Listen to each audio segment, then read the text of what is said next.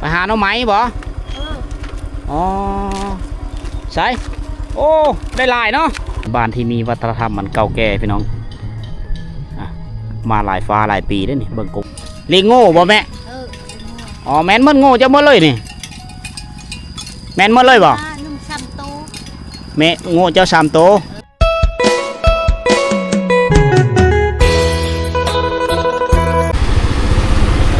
เอาสบายดีทุกคนเด้อสบายดี FC ทุกท่านที่กำลังติดตามนะครับชมนะตอนนี้เรากำลังเดินทางไปสู่หมู่บ้านเกตชนบทของเมืองโตยแขวงสารวัตรนะ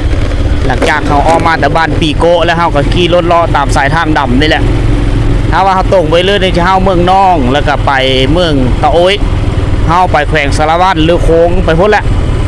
ไปซื้อแขวงอัตตปือซื้อกองปากซื้อพี่น้องก็ใช้ทางนี่เสริมโยงกับหลายภาคพื้นได้หรือว่าเฮาสิเลี้ยวขวาไปสวรรค์เขตหรือขึ้นเวียงจันทร์ก็ได้พี่น้องเลยเป็นเส้นทางเดียวกันนี่ละเส้นทางก็ค่อนข้างเพ่เสียหายเนื่องจากว่ารถบรรทุกหลายแถวนี้เส้นทางเป็นเส้นทางที่แคบนะหลังจากเขาถ่ายทอดวิถีชีวิตถ่ายทำแล้วเฮาสีไปหากินข้าวนะตอนสวยๆเฮาไม่ได้กินข้าวเช้าพี่น้องเลยแต่มีฮู้ว่าเฮาสิมีบ่อนกินข้าวหรือบ่มันอันนี้คืออุปสรรคอันนึงที่ทุกเฮาพบพอไปในแต่ละเทือเนี่ยบางเทือก็ได้ซื้อไม่กินได้เอาสิไปรอหาอาหารเขตนี้มีคอยมีอาหารเฝอมีอาหารคาเฟ่แถวนี้อันที่สองมากคือมีอาหารแป้งรสแถวนี้เด้อ เป็นเขตที่ห้างไก่เพื่อจะฮอดหานนึงเพื่อจะฮอดแต่ละหมู่บ้านเนี่ยโหแสดงว่าเดินทางด้วยความยุ่งยากเติบเพราะว่าเส้นทางเพ่เสียหายหลายรถใหญ่คอยไปคอยมาทางนั้นมันจะเพ่เป็นจุดเลยได้เขาเจ้าจะโจกออกเลยมันเพ่แห้งเขาเจ้าโจกออกแล้วตอนนี้เขาล่างอัปเดตมาแต่พูดแหละแต่เทศบาลเมืองสมุยออกมาพี่น้องเบื้องก็รถใหญ่นี่หลายรถใหญ่มือนึงนี่ประมาณ400 คันนะตามค่อยเบิ่งถือว่ามีหาดสายเลยเที่ยวตลอดเลยจุดค่ำจนมืดพอละนี่เห็นบอรถนี่โอ้โหเป็นเส้นทางที่รถใหญ่เที่ยวหลายกว่ามู่หลายกว่าทางเลยเก่าอีกอันนี้คือเส้นทางเสริมต่อระหว่างประเทศลาวกับประเทศเวียดนามใช้เส้นทางเส้นนี้แหละฉะนั้นทางมันเพ่ไว้แน่รถใหญ่หลายก็มัน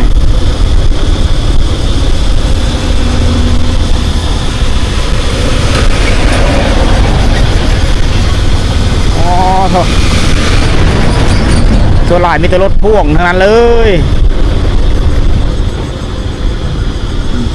อันนี้ไปให้ไปโซนนั่นนี่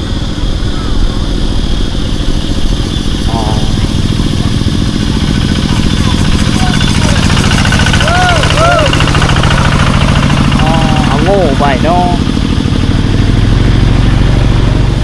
หาลอกกินข้าวยังไม่ได้กินอยู่พี่น้องเลยหิวว่าจะได้กินข้าวอยู่เลยนะเบิกว่าธรรมศาสตร์ว้าทุกสร้างบ้านพักสร้างห้องแฮมนี่คักขนาดเลยโอ้โหสุดเด่นี่สุดยอดเลยนะมันมีผู้อ้อมรอบด้วยผู้ฉะนั้นดินแดนแถวนี้ชนบทเป็นชนบทที่งามนะมีเนื้อที่เฮ็ดหน้าเนื้อที่ศูนย์กว้างขวางหลายดินเนื้อที่ทำการผลิตเยอะแยะเลยแถวนี้โอ้อันนี้รถเกี่ยมลงให้ลงหน้านะเอารถไทยไปไทยหน้าแล้ว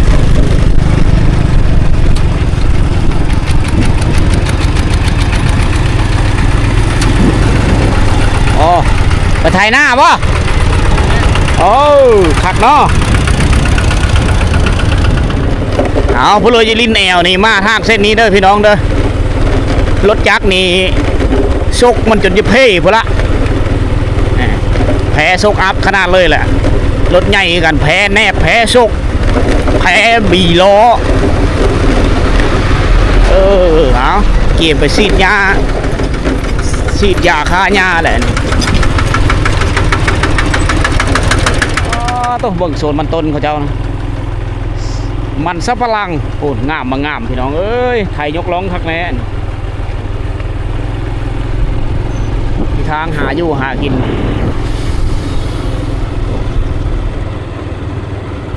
ร้านมันก็ติดต่อกันเลยได้ร้านมันโอ้โหแห้งหลายบาทนี่บอทุกจักมาตะเลอรถอันนี้โอ้โหเป็นเส้นทางที่รถขนส่งหลายกระมูสำหรับประเทศลาวเด้อนี่เด้อเส้นนี้แหละโคตรกระมูเลย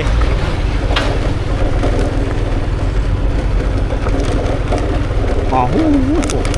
ซิ่งกันไปก้อนนี้ได้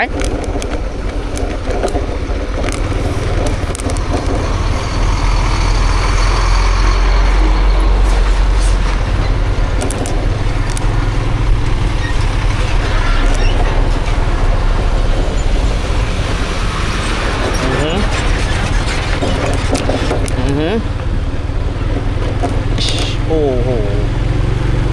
ปอเนี่ยเป็น10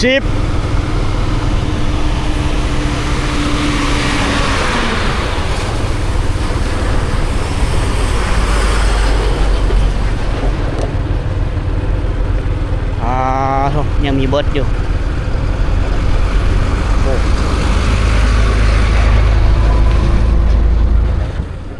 แบกไม้ไงคอนมาแต่ไหบ่ไปนั่นไปอยู่หนองป่าเอาไปหนองป่าไปเฮ็ดเถียงไปเฮ็ดตูบเฮ็ดเถียงอ๋อเฮ็ดตูบอยู่หนองป่าเนาะคักเอ้ยเนาะเฮ็ดตูบเย็นคักเอ้ยอยู่หนองป่าเนาะเอาโดยสบายดีไปชิเลอไปให้บ่อ๋อเจ็ดจอยโอ้จอยคือน้ำให้ได้กำลังเริ่มแล้วพี่น้องเลยตอนนี้ยังมีท่านฮอดหาอาหารไปเรื่อยๆไปยนมีหานขายกะเปะขายกระปุ้นตอนนี้ทำมาฮอดเขตบ้านปะจุดอนโอ้หานี่ก็อัปเดตมาใหม่ๆเลยอัปเดตเฮือนใหม่ละจะมีหานขาเวียดนามหลายแถวนี้โอ้ได้รถไถซิงทั้งนั้นเลยแก้น้ำมันเมื่อเขาเจ้ากับเมื่อไทยไทยหน้าหานนี่ก็ปิดเขาจะได้กินข้าวอยู่บ่เด้มื้อนี้เด้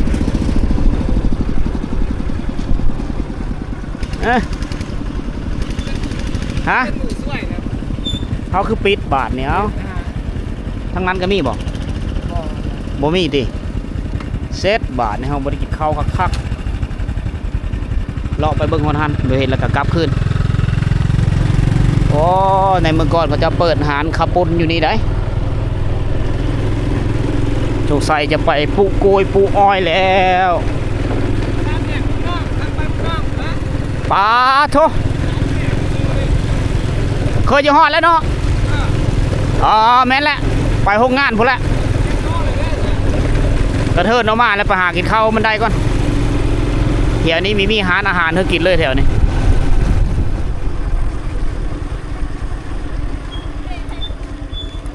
ไปหาน้องไม้บ่อ๋อใช่โอ้ได้ลายเนาะโอ้ได้หลายมาทหารเอาไหมไปอิดอาบังเนาะ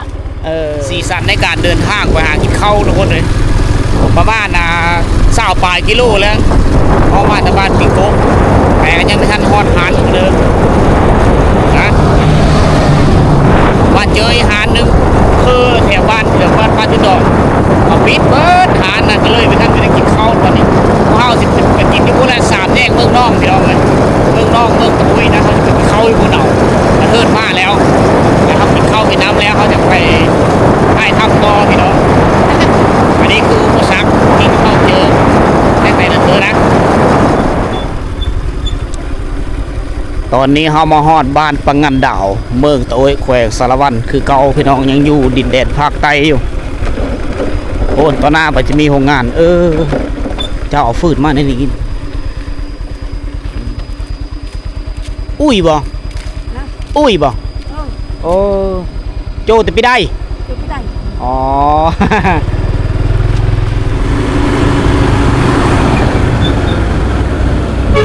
โตไปห้าเมืองโตยเอาเมืองโตยไปแขวงสารวันรถจุบเพิ่นนี่แลนแห้งขนาดเลยแลนไวขนาดเลยเฮาสิมากินเฝอหรือกินข้าวเป๊ะอยู่สามแยกเมืองน้องพี่น้องเอ้ยประมาณ30 ปลายโลนะจากจุดที่เราถ่ายคลิปมาฮอดหมู่บ้านนี้โอเค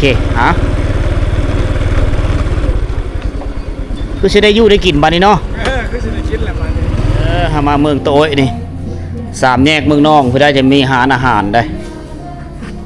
น้ำผึ้งมั้ยอ๋อน้ำผึ้งน้ำผึ้งราคาหลักแสนนั่นนี่นี่คือเมนูอาหารที่เจ้าเฮากินนะข้าวเช้ากับข้าวเที่ยงอยู่นำกันเพราะว่าตอนนี้เวลา10 โมงพอดีละกินข้าวเช้าคือข้าวเป๊ะพี่น้องเลยนี่สองไอ้น้องเฮากินมาเดิมไม่ได้กินรูยูลาได้กินอาหารแบบบ้านๆนี่กินเฟอกินข้าวเป๊ะทีละอันนี้ก็คืออาหารหลักที่เฮาออกมาถ่ายคลิปในแต่ละเทื่อนะเฮาเยอะกินอาหารแซ่บอย่างนี้มีนะเฮากินเฟอไปก่อนเขาเที่ยงแล้วจะว่ากันกินข้าวกินน้ำกะมีคักไม่แน่ไปเลยทุกคนเลยเนื่องจากว่าเฮาได้กินข้าวเป๊ะนะ เดินทางเพื่อสิมาฮอดหารโอ้โหได้มากินอยู่สามแยกเมืองน้องพี่น้องเดินทางมาประมาณ20 ปลายกิโลเพื่อสิฮอดบ่อนกินข้าวจังซี่นะเพื่อเฮาสิได้กินอันอยู่อันกินนี่ยะทุกคนบางเทื่อเฮาก็ต้องได้ซื้อไข่ซื้อมีไปโลกินได้อันนี้คืออุปสรรคพวกเฮาแหละปะอันนี้ตอนนี้เฮามาที่บ้านปาจุดอนพี่น้องกลับมาไก่จากบ่อนเฮากินข้าวก็ประมาณ10 กิโลนะเฮาสิพาพี่น้องตามติดวิถีชีวิตเวลาตอนนี้ก็บ่ายๆละไปไฮได้นี่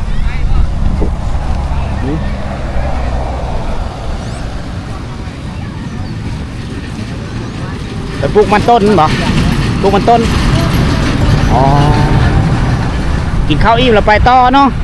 มากินข้าวอยู่เฮือนเอาแห้งกันบ่นี่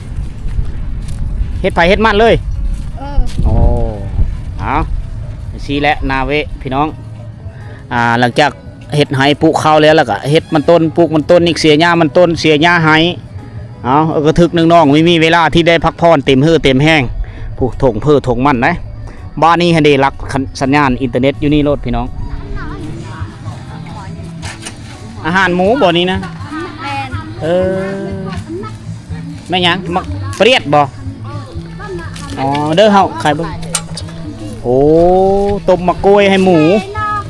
นี่อาหารหมูเขานะแต่ละตุยแล้วเอาห้ำมาใส่ได้นี่ผสมกับห้ำแน่อันนี้มะกล้วย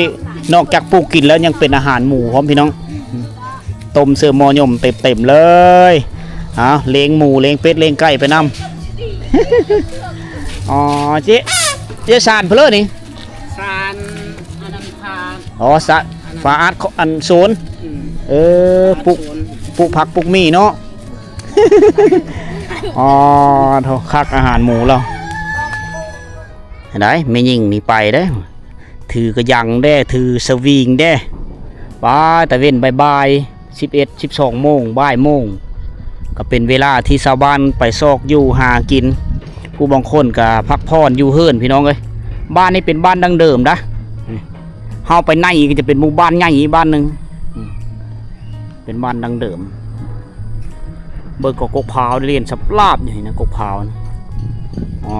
เป็นบ้านที่มีวัฒนธรรมมันเก่าแก่พี่น้องมาหลายฟ้าหลายปีแล้วนี่เบิกกกพาวจนสูงแล้วประมาณ70 หรือ 80 ปีหรือ100 ปีนะตัดมันต้นฟันมันต้นปลูกมันเลยเนาะเกี่ยมเอาไปปลูก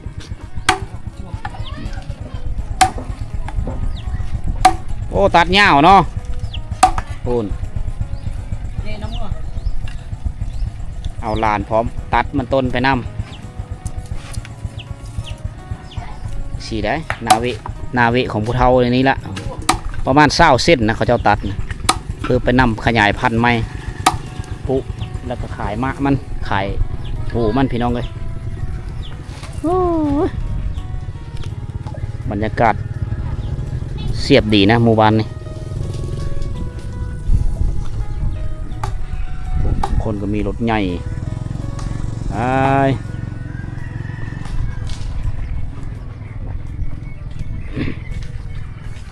สบายเนาะแปลงเป็นช้างแปลงเองเลยว่าเป็นช้างแปลงเองเลยสบายอ๋อ สร้างหน่อยสร้างหน่อย ช้างม้างก็อยู่นี่ แม่นเลย ช้างแปลงก็อยู่นี่โอ้รถลากแกนมันต้นนี่เนาะ แม่น เวลาขายมันเราเสื้อนี่ละขายแก่เฮาล้านมันโอ้บีแตะบ่ โดย ข้าอยู่แปลงเองเป็นแต่ว่าอุปกรณ์ต้องครบนะมีรถลากแก่ก็สะดวกสบายไปอีกนิดนึงได้แก่ฟืนแก่มันต้นไปขายพี่น้องมีกกโพทะเลตั้งอยู่นี่เลยบ้านนี้บ้านปาจุดอดนี่เฉพาะคุมแคบท่านี่ก็เป็นบ้านนึงอีกแล้วความใหญ่มีหานขาขายเครื่องขายเสื้อผ้าเปกโทรศัพท์แล้วก็มีโรงเรียนมีชุกศาลามีห้องหมอหน่อยแล้วก็มีโรงเรียนประถมสมบูรณ์แล้วก็มัธยมสมบูรณ์อยู่นี่โรงเรียนมัธยมสมบูรณ์นี่ขอบเขตของเมืองตะโอยอยู่เบื้องนี่น่ะจะแม่นมาเฮาโรงเรียนอยู่นี่แหละจะเป็นโรงเรียนกินนอนนับแต่ค้าบ้านอดอนมาจะเป็นบ้านอดอนบ้านเพลเลาะมาแถวบ้านตุงแตงแม่นมาเห็นอยู่นี่เบิดโรงเรียนกินนอนส้นเผาพี่น้องเลยมีหอพักให้นักเรียนนอนเรียบร้อยผมเป็นโรงเรียนที่ใหญ่นะขอบเขตนี้มานี่เบิดเขาเอิ้นมส.สถานการศึกษาพี่น้องเลยต้นตะบอกเพชรเป็นกำแพงโหบ้านนี่ตั้งบ้านเยอะจะดีลีนี่เดี๋ยววิดีโอต่อไปเฮาสิพาทุกคนเฮาไปเบิ่งบ้านตู่อยู่ไหนก็เป็นบ้านปัจจุดอนคือกันนะอาหารเพลออ๋อมักเพชรตำแจ่วกินข้าวบ่ตาจ้าไอ้จุกอยากตำจวกตำเนาะสิตำแจ่วปลูกเองเลยเนาะปลูกเองเลยเนาะจุกตัวได้อ๋อสิไปปลูกใช่ไหมอ๋ออิดออกอันมันต่ำเอาในมันไปบ้านอยู่ให้เอาปลูกกินบ่ได้ซื้อปลาตัวงามมาเลยนี่นะเอาให้ลูกอันนี้เนาะอันนี้นะเฮ็ดสารมาเพื่อให้ลูกเขาเจ้าได้ไปหาหน่อไม้ไปเก็บผักหักนอมาซื้อนี่แหละลูกก็เฮ็ดกินแต่น้อยใช่ไหมนี่อุปกรณ์ใช้ของเขาเจ้าคักส่วนเบื้องนี้นี่เขาเจ้าอยู่กันแบบเขาออกมาอยู่ไม่เบื้องฝ่าทางเบื้องแต่ก็หนาแน่นนะอาคารสถานที่หลายหลังอยู่กันอันนี้แหละเบื้องนี้จะเป็นเฮือนนอนเบื้องนี้จะเป็นเฮือนโคเต็งอยู่โคกินเขาเจ้าจะแยกไว้จะมีคือชนเผ่าตีถ้าว่าเป็นชนเผ่าตีเขาเจ้าจะดังไฟอยู่กลางเฮือนเลยอยู่เฮือนนอนเลยนะอันนี้เขาเจ้าแยกออกมา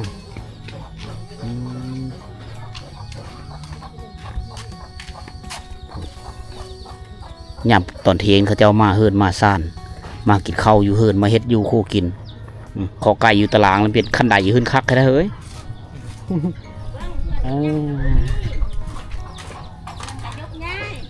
หากระยกย้ายมาบ่ตะก้าวอยู่ซิเลอบ่ตะก้าวอยู่ซิเลออ๋อไปปลูกกล้วยอ๋อสิไปปลูกกล้วยอ๋อสู้ผู้เฒ่าในส่วนหลายอยู่เฮือนเอาหลานนี่เฮือนนี่เด็กน้อยหลายเฮือนนี่เด็กน้อยเต็มเลยแบบเดียวก็เฮือนคอยอยู่เฮือนอยู่บ้านอนุสัญญาเลยเด็กน้อยเต็มเลยถ้ามีวิทย์ลูกแล้วก็หลานอันนี้นี่บ่อนจะเพิ่นกำเนิดบุตรชายบุตรีบุตรชายได้นี่เห็นบ่บ่อนคนลูกผ่านมาประมาณ1 เดือน2 เดือนแล้วนะบ่อนกำเนิดลูกบอกเขาเจ้าอยู่คำไฟ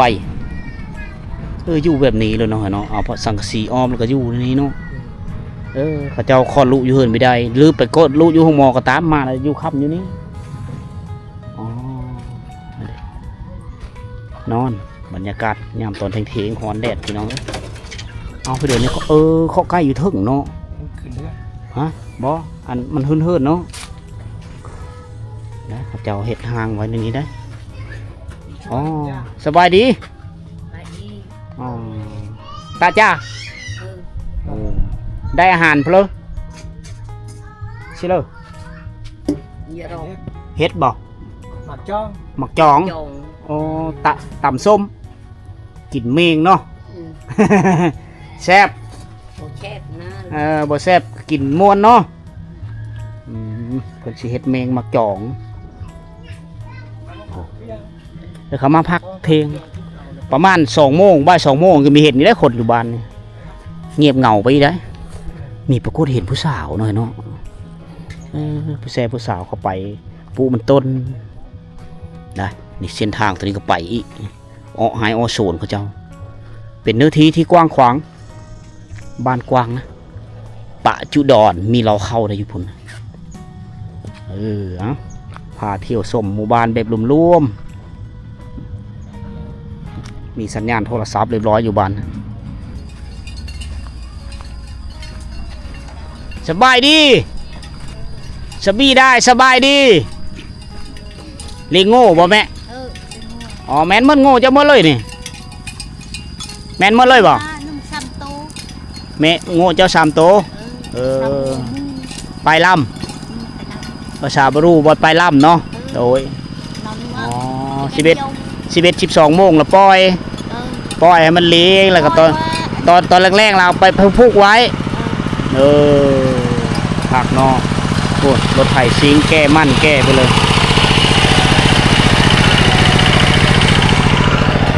เห็นไหม ปล่อยเบิร์ดจ้าจับตุก แต่โบเลี้ยงมันไปกินมันต้นเนาะ เออ โอ้ได้เลี้ยงไปน้ำมันตลอดเลย เอออยากคนมันเราตัดส่วน กระมันปะตาส่วน เออ ลูกไผ่ เราตัดส่วนตัวเวลแล้วนั่นเราตัดส่วนปกมันเลยยาปล่อยแก่ อ๋อเล่าว่าลูกชายลูกไผ่แล้วไปเฮ็ดสวนมันต้น ไปปลูกมันต้นเสียหญ้ามันต้น แล้วบ่มีผู้เลี้ยงมึงโง่นี้ผู้เป็นแม่ยานี่ก็เลยเลี้ยงโง่ เออ คำแล้วก็มื้อนึงเข้าพร้อม เออ จะเดาจู้ค่อยด้อย เออ นะวิถีชีวิตที่เรียบง่ายได้อยู่น้ำงูน้ำควายไปจังซี่แหล้วงูมีตัวใหญ่ๆทั้งเบิดนี่เบิ่งว่าปุ๊บยามนี้ฝนตกมากก็หญ้าเขียวแล้วงูควายเฮาก็อิ่มโอเคทุกคนเลยอันนี้คือเรื่องเล่าในการเดินทางนะแรกๆเข้ากับขี่รถไปหาอาหารอยู่นี่เขตเมืองตะโอยกับเมืองสะโมยทุกคนเลยแต่ว่าไม่ทันฮอดเขตแดนเมืองสะโมยนะในดินแดนของขอบเขตของเมืองตะโอยและเส้นทางดำอยู่รถขนส่งหลายคือทุกคนเห็นนั่นแหละรีวิวให้ทุกคนเบิ่งเส้นทางตัวนี้เป็นเส้นทางที่รถขนส่งเครื่องต่างๆจากเวียดนามมาลาวจากลาวไปเวียดนามบางเทื่อก็จากเวียดนามไปไทยหรือไปเขมรประมาณนี้เส้นทางตัวนี้จะเป็นเส้นทางเสริมต่อระหว่างประเทศฉะนั้นรถขนส่งนี่จะหลายทุกคนเลยฉะนั้นการไปกันมาต้องคอยไปคอยมาแล้วพอเขาเลาะหากินข้าวนี่ก็เพื่อจะได้กินทุกคนเลยใช้ระยะการเดินทางประมาณ20 กิโลเพื่อจะได้เจออาหารที่มีข้าวเป๊ะก็มีเฟือก็มีและข้าวผัดข้าวเปลือกก็มีนะชอบกินอาหารแบบง่ายๆกินข้าวเป๊ะแล้วก็แล้วก็จากนั้นพอเขาก็พาท่านผู้ชมนี่ย่างเที่ยวชมหมู่บ้านปะจุดอนอยู่ในบ้านที่ปิดแปะครับแคมทางเดี๋ยววิดีโอต่อไปเฮาสิเฮาไปบ้านในเพราะว่ามี2 คุ้มพี่น้องเลยนะมีโรงเรียนประถมสมบูรณ์มัธยมสมบูรณ์แล้วก็มีห้องหมอน้อยพร้อมนี่เป็นชุมชนคนบรูเป็นชนเผ่าตะโอยแถวนี้หลายได้นับตะคา3 แยกเมืองนองมาแล้วนางเฮ็ดนี่มาเฮาเฮ็ดอยู่นี่อยู่เขตบ้านปัจจุดอนนี่เพราะว่ามีโรงเรียนมัธยมสมบูรณ์จบมัธยมศึกษาอยู่นี่แล้วก็จะไปเฮ็ดต่อวิชาชีพต่างๆเป็นโรงเรียนกินนอนพี่น้องเป็นบ้านของชนเผ่าตะโอยนะหลายๆครอบครัวก็โซนหลายก็มีอยู่มีกินมีรถไถซิงนะเพราะว่าเขาจะมีเนื้อที่ทำการผลิตหลายโดยเฉพาะคือปุมันต้นแหละพี่น้องเลยนะปุมันต้นเฮ็ดให้หาอยู่หากินซ้อหาเครื่องปลาของดงมาขายซ้อหาเครื่องปลาของดงมากินแถวนี้นะเขาขายอาหารปลากะคักจะเป็นปูปลาหน้าน้ำพี่น้องอาหารกินแบบธรรมชาติแถวนี้วิถีชีวิตที่เรียบง่ายทุกคนเลย ปลูกต้นไม้กินมะเติมอยู่แถวนี้เวลาเฮาไปบ้านชนเผ่าตะโอยบ่ชนเผ่าปะโกะกระดูนี่เฮาจะสังเกตเห็นหมู่บ้านเขาจะเอาเต็มไปด้วยต้นไม้กินมะโดยเฉพาะคือมะม่วงแล้วก็บ้านเขาเจ้านี่สะอาดได้เขาเจ้าจะเสียหญ้าแป้นตลอดเวลาเลยมีวิทายเรียบร้อยคือว่าเคยจะหลุดพ้นจากความทุกข์ยากแล้วทุกคนเลยเขาเจ้าดุมั่นก็เลยมีอยู่มีกินถ้าว่าเฮามีขี้ค้านก็มีทุกข์ทุกคนเอาเรื่องเรามาพ่อแม่พี่น้องเฮาได้รับชมนับแต่การเดินทางจนฮอดบ้านปัจจุบันแคมทางทุกคนสำหรับวิดีโอนี้ก็ขอโจ๊ะอยู่นี่ทุกคนหิวข้าวและเฮาสิไปบ้านในพบกันใหม่ในวิดีโอต่อไปสำหรับวิดีโอนี้ขอกล่าวคำว่าสบายดี